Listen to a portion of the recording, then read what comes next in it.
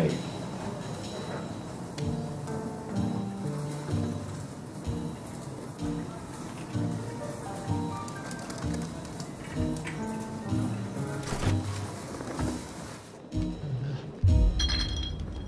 どうしたの？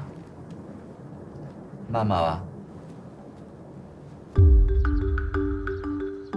それ食べさせたら返してきなよ。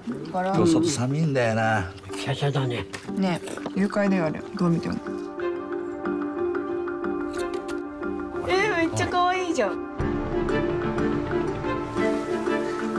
選ばれたんかな、私たち。ユリが映ってる。児童相談所が美濃警察署に連絡したことで。おお、まずいな。これまずいよな。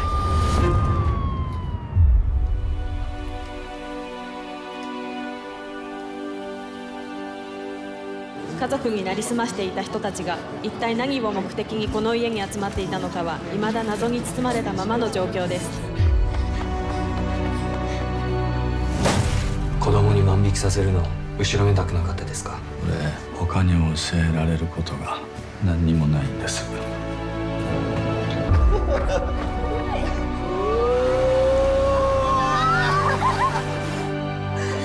子供にはね、母親が必要なんですよ。産んだらみんな母親になるの？